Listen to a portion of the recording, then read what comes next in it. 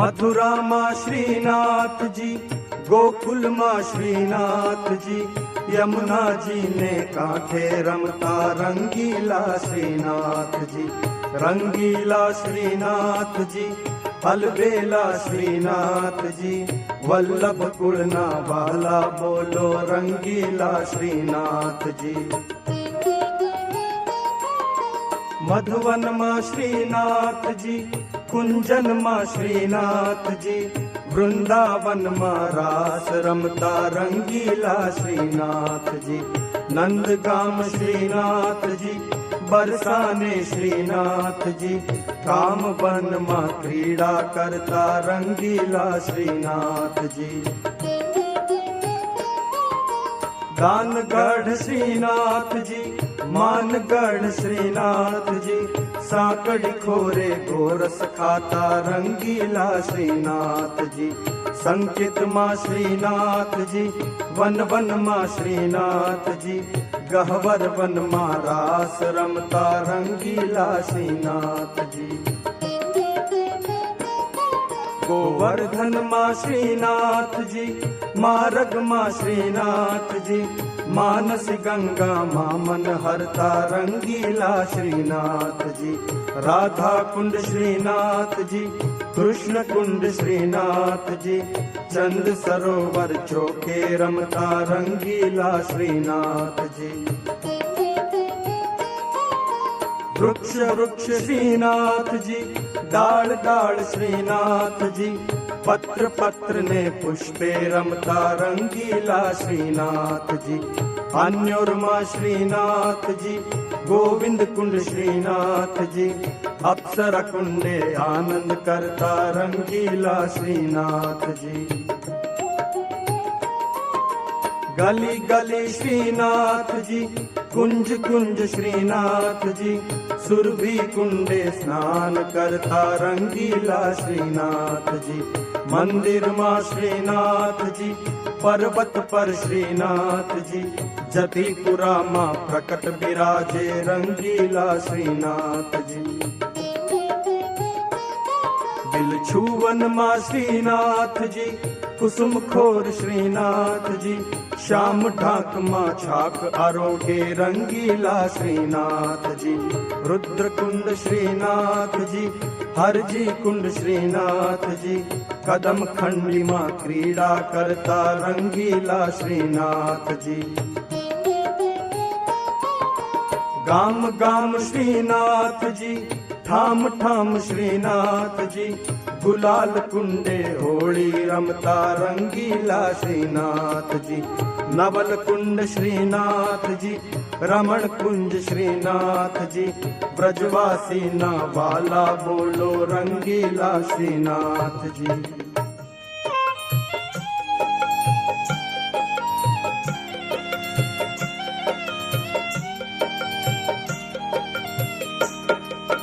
ओ श्रीनाथ जी आवजो तमे वाट जोई रह्या प्यारना में। अनेक जन्मथी जीव आखड़े आप शरणनी खबर ना पड़े। आप शरण तो रुदिया विषे श्री महाप्रभु जी बिना ख्याति दिसिए। चरण शरण तो आपनु खरूं, जन्म मरणनु दुख तो गयूं। दास आपना जो हशे खरा, जन्म मृत्यु थी ते तरी जशे।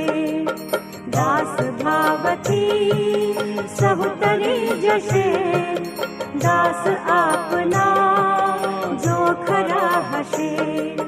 दास होय तो कभी न बिसरे, भयत जीने सर्वदा परे। दास विठ्ठलेश विनती बदे, ओ श्रीनाथ जी आवजो तमे।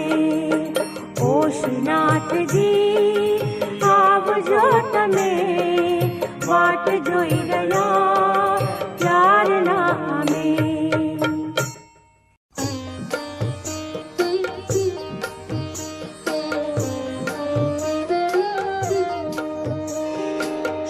जी बावा दीन दयाळा भक्त तमारो जाणजो।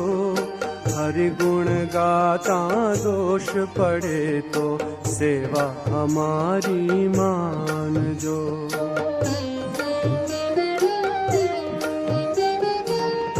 अपराधी काई न समझो नाम तमारा अपार छे। दास ऊपर दया करो तो गुण तमारा गाय छे।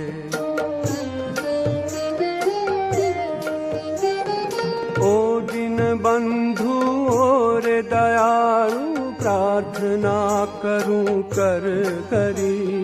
दास ऊपर दया करो तो तेरे जन्म न धरूं फरी।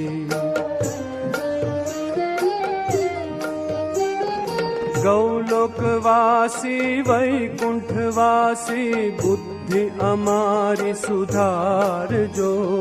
जन्म मरण ना बंधन छूटे हे विभक्ति।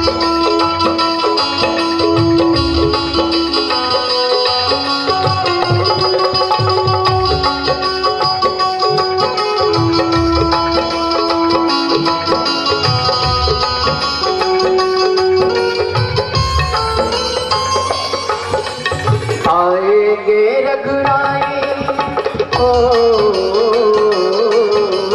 आएंगे रघुराई आसन पर मैं बैठाऊंगी।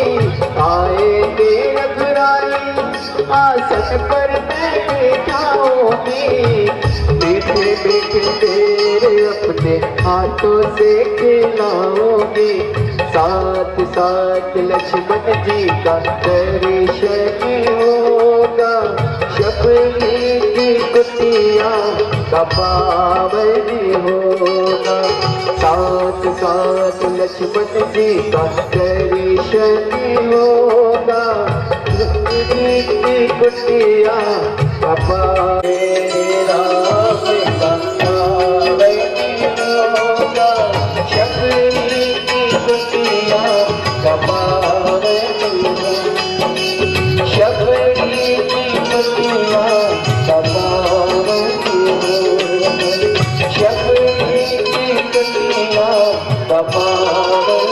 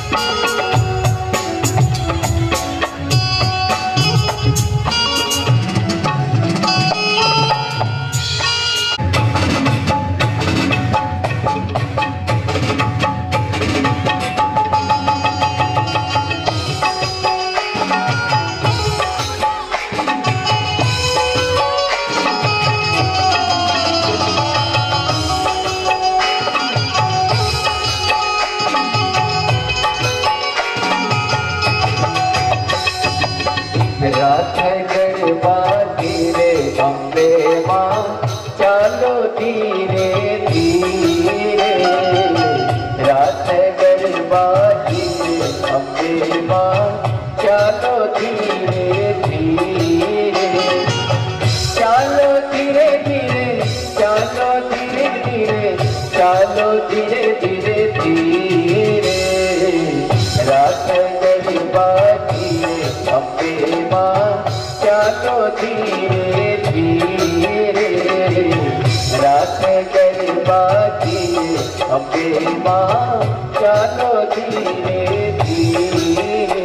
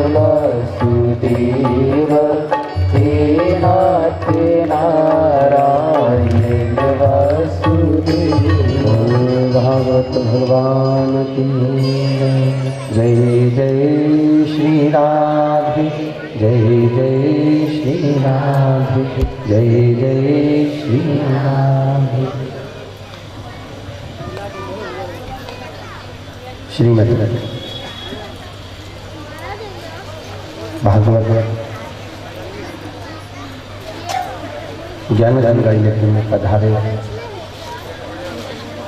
सभी वैष्णव भक्तगण, आनंदमय प्रभु की पावनमय कथा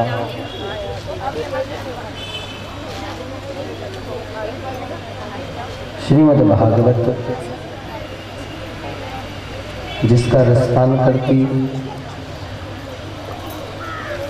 ये भगवतमय जीवन ठाकुर जी की कृपा से आज भागवत जी के चतुर्थ दिवस में अपन प्रवेश करने जा रहे हैं।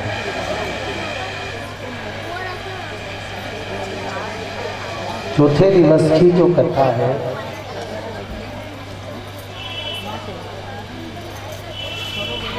वह जीव को परमात्मा की शरणागति के रस में बोर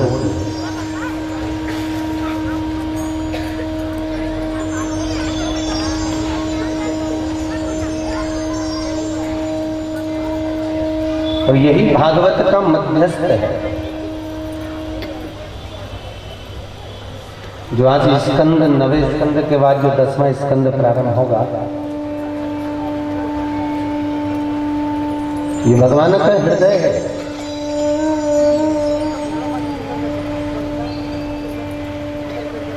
और श्रीमद् भागवत में वल्लभ ने सुबोधनी के भीतर कहा कि तुम्हारा हृदय कैसा होना चाहिए।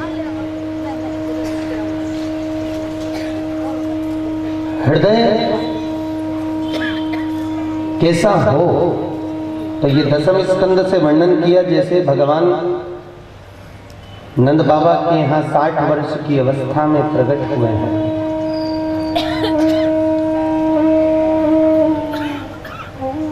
दशरथ जी के यहाँ पर राम जी महाराज 60 वर्ष की अवस्था में प्रकट हुए हैं।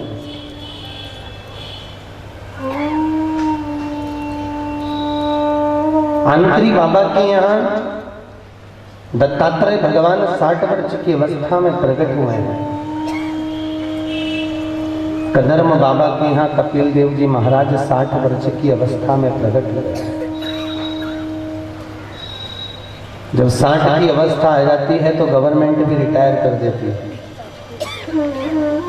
जाओ, अभी तक तुमने शासन प्रशासन के लिए किया, घर पर जाकर भगवान का भजन करो, इस आत्मा को शुद्ध करो।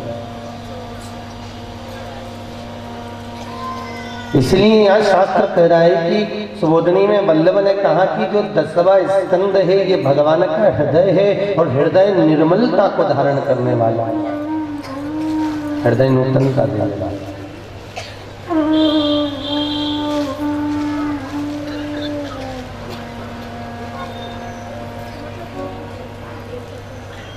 रामचरितमानस में भी भगवान राम जी महाराज शबरी को नवदा भक्ति का ज्ञान देते हुए भक्ति की मूलता दर्शाया।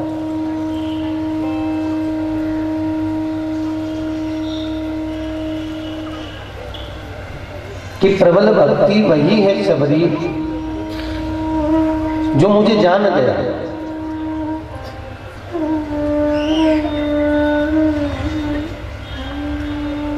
जो जाना ही नहीं है तो वो तो लौकिक लीला में लगा हुआ है।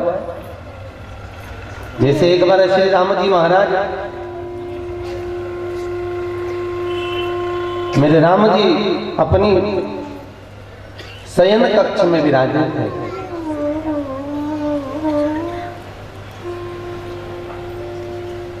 और राम जी महाराज शयन कक्ष में विराजे हुए थे, कुछ कार्य से बाहर गए। इतने में जो अयोध्या नगर के पास में जो मूल वेश्या थी जिसका नाम था पिंगला, क्या नाम था उसका? पिंगला वेश्या।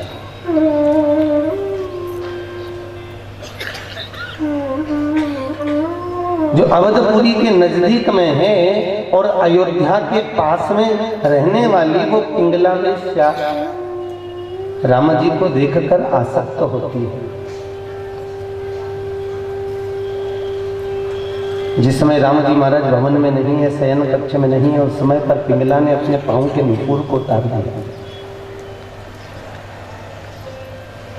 और पांव के नुपुर उतार कर पिंगला राम जी के जो शयन कक्ष था उस शयन कक्ष में प्रवेश कर गए।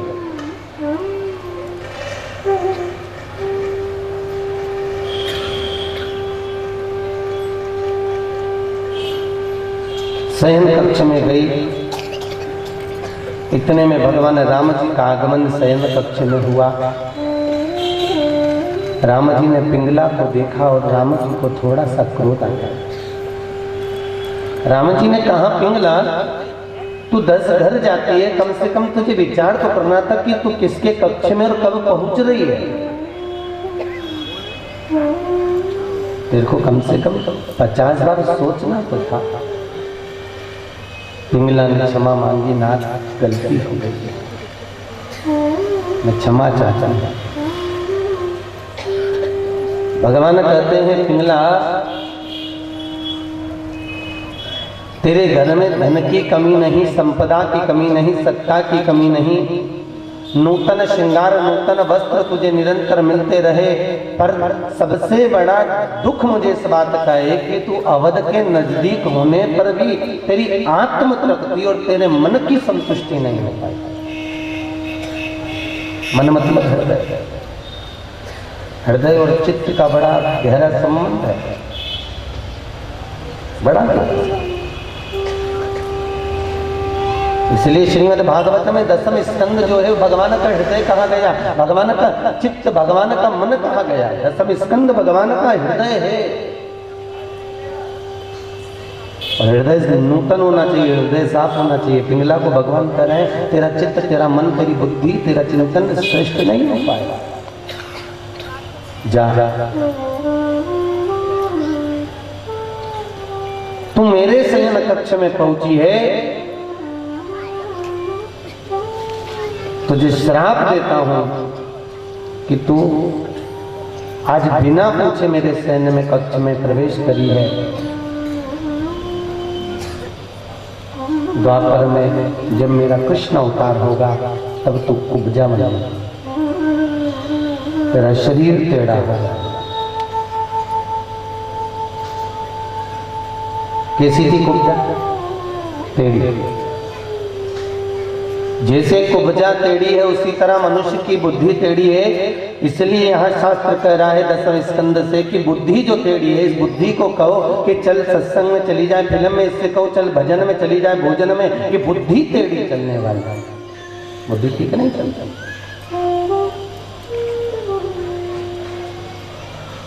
पिंगला नाम की जो वैश्या थी उसको श्राप दे दिया कि तू टेढ़ी हो जाएगी। तो पिंगला ने क्षमा मांगी, याचना करी, अर्चना करी, मैं आपके चरणों में पड़ी हूँ, कुछ तो कृपा करो। तब भगवान ने कहा ठीक है पिंगला, अगर तू शरण पड़ रही है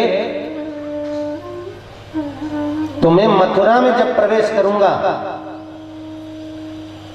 भले मैं मथुरा का राजा न बनूं, मैं मथुरा का राजा बनना भी नहीं चाहता। भगवान कहाँ के राजा थे? द्वारिका का। भगवान कृष्ण कह रहे हैं जब द्वापर में मैं मथुरा में प्रवेश करूंगा तो मैं भले वहां का राजा ना बनूं, क्योंकि मथुरा के राजा तो स्वयं शूरसैनिक आदि राजाओं का राज्य स्थापित कर दिया था। फिर वसुदेव जी को राज्य स्थापित कर दिया था, फिर दाऊ जी ने आकर संभाला था, इसलिए मथुरा के राजा दाऊ जी कहलाए, द्वारिका के राजा भगवान कृष्ण कहलाए। मैं भले मथुरा का राजा न बनूं, पर यह पक्का है कि मैं मथुरा में प्रवेश करूंगा तो तेरे ही हाथ से अपने मस्तक पर तिलक धराऊंगा। मथुरा में प्रवेश करते ही तेरे हाथों से तिलक मेरे मस्तक पर।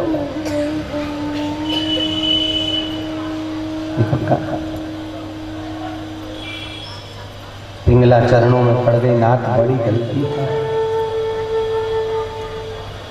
मैं तो सांसारिक मानव जानी थी। भगवान फिर कहे पिंगला बस यही तो क्रम है कि जीव परमात्मा और सांसारिक मानव को जान नहीं पाता।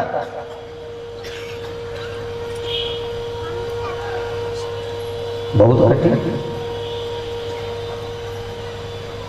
शबरी अगर भगवान को जान गई होती तो भगवान को नवदा भक्ति का ज्ञान ही नहीं देना पड़ता। शबरी को दरवाजे पर पहुंचकर, आज भी हमारे यहाँ प्रमाण है, शबरी को भगवान शबरी के दरवाजे जब पहुंचे तो शबरी राम जी को पहचान नहीं पाई थी। शबरी राम जी को जान नहीं।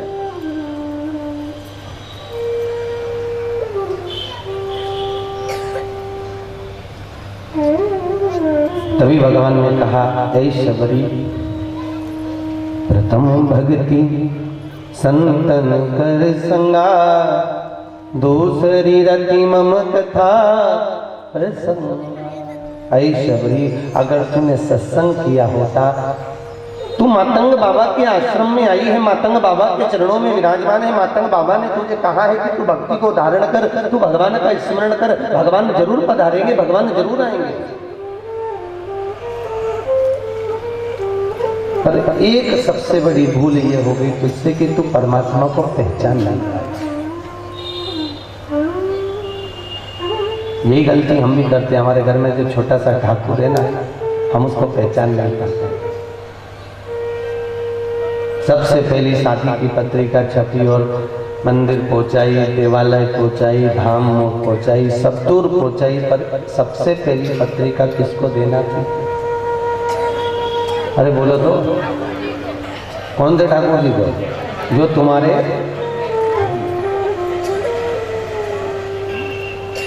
जब किसी का कोई कर्म नहीं होता, वो जगत भर में हाथ जोड़ कर आता, रो कर आता।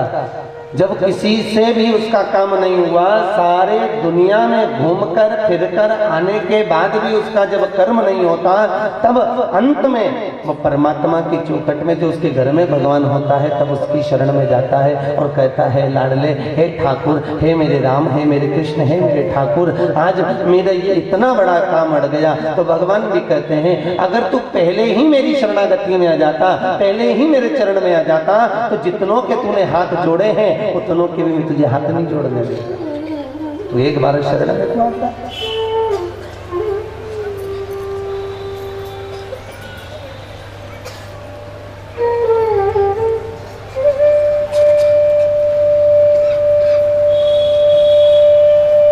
फिर कहीं जाना ही नहीं पड़ता।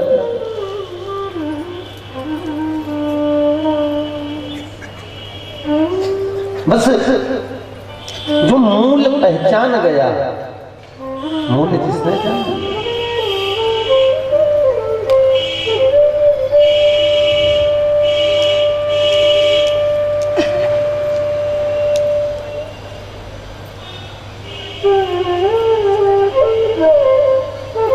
दो मित्र थे, बड़े चतुर, बड़े विद्वान, गुरु जी के यहाँ विद्या अध्ययन करते थे।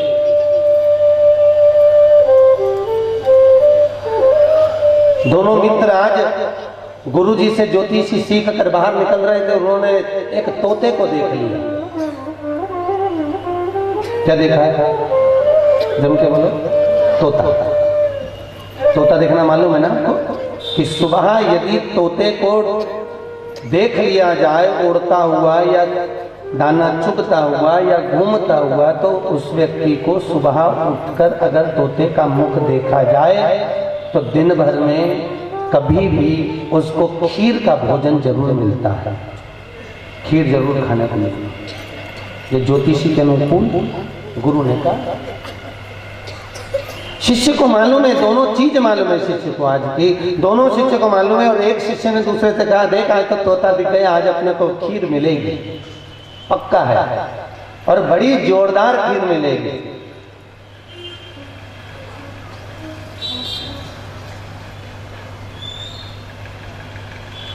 दूसरे ने कहा, तू कह तो सही रहा है, परंतु खीर तो मिलेगी पर कड़वी मिलेगी।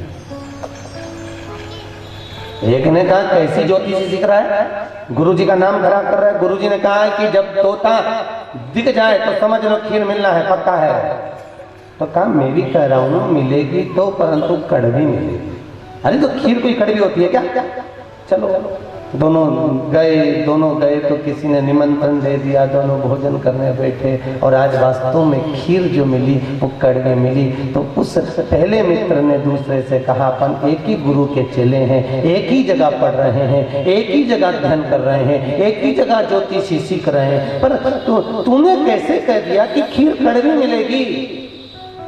उसने कहा, भाई गुरुजी ने तो कहा था कि तोते का दर्शन होगा तो खीर मिलेगी, पर मैं जानता हूँ कि गुरुजी भले ना बतलाए हों, पर गुरुजी के मन की बात मैं जानता हूँ। तोता वैसे दिख जाता तो खीर मिलती, पर तोता नीम के पेड़ पर बैठा था, इसलिए पक्का है कि खीर तो मिलेगी पर कड़वी मिलेगी, ये पक्का है।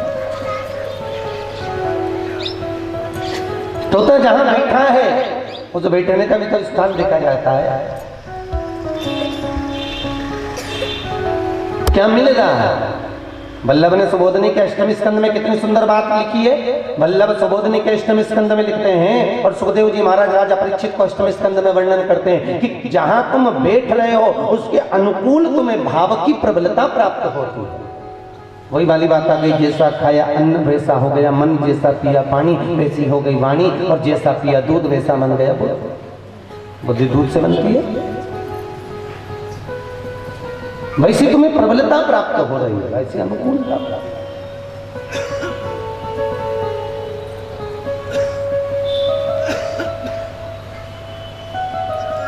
दो मित्रों का जन्मदिन एक ही दिन है। एक कह रहा है चलो नाथू द्वारा, चलो गोवर्धन।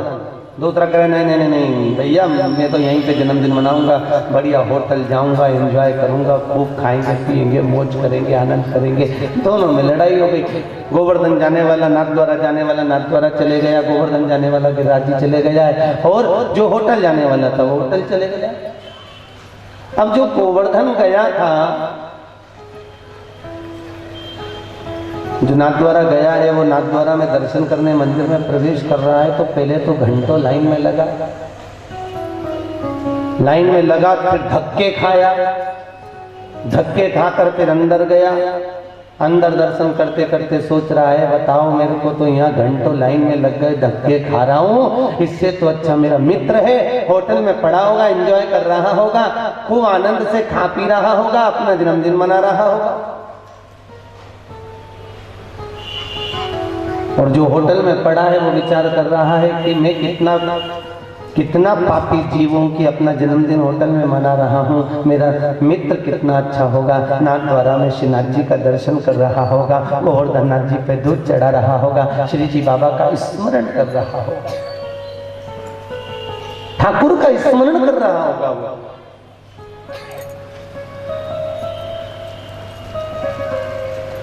दोनों मिले, एक बाइक से जा रहे थे, दोनों का एक्सीडेंट हो गया, मर गए। जो नाथद्वारा में खड़ा था वो नरक चले गया, और जो होटल में पड़ा था वो वैकुंठ चले गया। क्यों गया? शरीर जरूर था पर मनोचित्त नहीं था।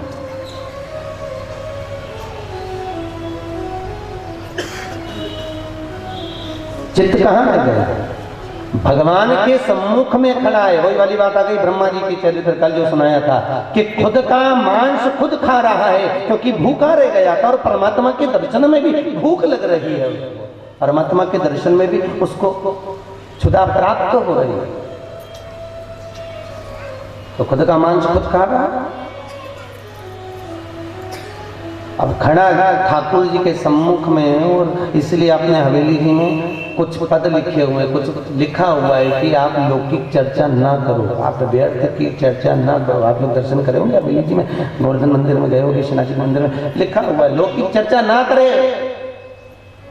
वैष्णवों के 32 अपराध में, पुष्टि के 32 अपराध में ये अपराध है लौकिक चर्चा करना। क्यों? क्योंकि तुम्हारा चित्त परमात्मा के सम्मुख में जो तुम्हारे मन में बात आएगी, परमात्मा के सम्मुख में जो तुम्हारे मन में भाव आएगा, जैसे ब्रह्मा जी के सामने खड़े होकर उसको भूख लग रही है तो ब्रह्मा जी ने उसको उसी का मांस खिलाने के लिए मृत्यु लोक में भेज दिया। तुम्हारे मन में जो बात प्रसन्न प्रकट हो रही है वो सम्मुखता।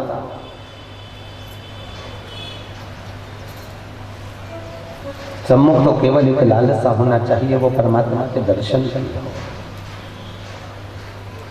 वो समागम की हो। संत समागम अति दुर्लभ भाई, कुछ सत्संग हो जाए। खड़े हो मंदिर में, खड़े हो परमात्मा के आगे और ध्यान लगाए कि वहां ऐसा हो रहा है।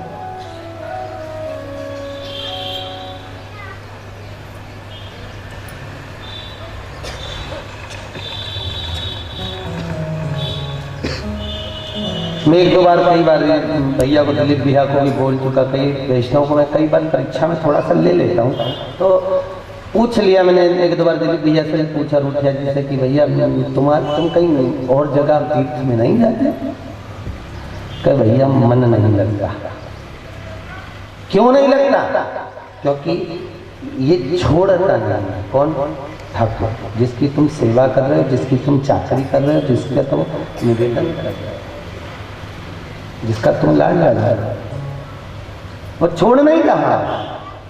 तुम जिस देवता का स्मरण कर रहे हो, भजन कर रहे हो, कीर्तन कर रहे हो, एक याद रखना, एक माँ का अगर बेटा कैसा भी हो, भले वो काला हो, पीला हो, लाला हो, जैसा भी हो, अंधा हो, लूला हो, लंगड़ा हो, कैसा भी हो, पर उस माँ को वो अति प्रिय लगेगा। सारे बच्चे अच्छे नहीं लगेंगे पर अपना बेटा अच्छा लगेगा।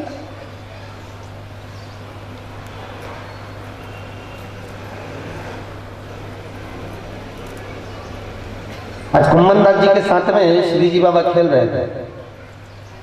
कुम्मनदास जी के साथ में जब श्री जी बाबा खेल रहे हैं, कुम्मनदास जी आनंद ले रहे थे, खेल रहे थे श्रीनाथ जी। अब खेलते खेलते इतने में क्या हुआ कि श्रीनाथ जी ने वो डंडे से गुल्ली को उचकाया और उचकाते कुम्मनदास के सिर में लग गए। किसको लगे? अर्जुन के तो बोलो, कुम्मनदास को। अब कुम्मनदास जी के सिर में वो गुल्ली लग गई। कुम्मनदास जी को गुस्सा आया, कहाँ गया कलुआ, कहाँ गया ढूंढ, कहाँ गया कहाँ। इतने में श्री जी बाबा मंदिर के अंदर हवेली में प्रवेश करके दरवाजा बंद करके बैठ गए। अब गुसाई जी आए, गुसाई जी ने आके दरवाजा खुलवाया, खोलो खोलो, आज तो राजभोग का समय हो गया, अभी तक के दरवाजा बंद है, खोलो। तो खोले नहीं, अंदर से बंद करके बैठा है। तो गुसाई जी ने पूछा कौन है अंदर? तो अंदर से श्रीनाथ जी बोले भाई मैं हूँ। तो दरवाजा खोलना? तो नहीं खोलूंगा। कि क्यों नहीं खोलेगा? कि कुम्मनदास भी गुल्ली लेके खड़ा है। कुम्मनदास गुल्ली लेके खड़ा है और वास्तव में कुम्मनदास बाहर खड़ा है। अब कुम्मनदास जी बाहर खड़े थे तो गुसाई जी ने पूछा क्यों रे कुम्मन इधर? सरकार बोले अरे क्या सरकार? बोले क्या कर रहे? गुल्ली लेके डंडा लेकर क्यों खड़ा है? कि ये मुझे मार के अंदर भगाए नहीं, इसको तो मारे बिना नहीं दूंगा, पक्का है, निकल बाहर। और गुल्ली लेके खड़ा। अरे अरे वो छोटा है। अरे छोटा है तो क्या मारता रहेगा? आज तो मार। अच्छा, फिर गोसाई जी अंदर गए, दादा कुछ समझौता तो करो रे। तो श्रीनाथ जी ने कहा तो जैसा वो बोलेगा वैसा मान लूंगा, पक्का है, पर तुम मेरे को गुल्ली नहीं मारे हो उसको। फिर कुम्मनदास जी ने कहा ठीक है भैया, तू जैसा बोलेगा वैसा मानने को तैयार है। नीचे बिठा दो या नीचे उतार दो।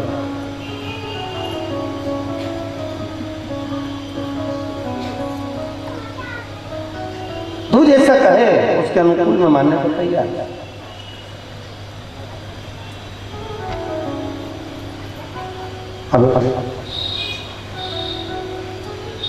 जब कुम्मनदास जी ने कहा अच्छा क्या चाहते हो? तो गोसाई जी बोले तुम बताओ तुम क्या चाहते हो? तो कुम्मनदास जी ने कहा अच्छा ठीक है, मैं जब मंदिर में प्रवेश करूं, जब मैं मंदिर में जाऊं, मैं एक शर्त में गुल्ली नहीं मारूंगा इसको। अगर ये मेरे चरणों की ओर देख लेगा तो मैं समझ जाऊंगा कि इसने मेरे चरणों की ओर देख लिया, मतलब क्षमा मांगी। ठीक है।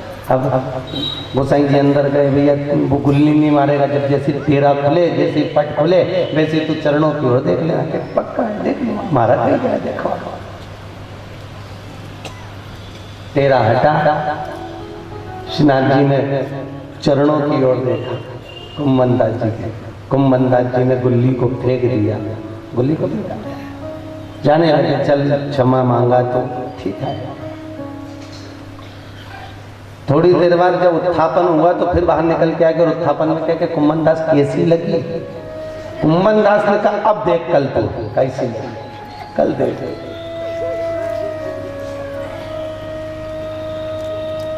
गोसाई जी से कहा गोसाई जी देखो तुमने तो कहा था कि वो क्षमा मांग लिया। अरे नीचे देखने के बाद भी क्षमा नहीं मांगता, बाद में आकर कहता है उत्थापन में कि कैसी लगी। अरे गोसाई जी ने कहा भैया ये नहीं पूछ रहा कैसी लगी, वो तो कह रहा था कि मेरे दर्शन जब मैंने तेरे को करे और मेरे नेत्र जब नीचे रहे तो तुझे इस दर्शन की लीला कैसी लगी, यूं पूछ रहा था।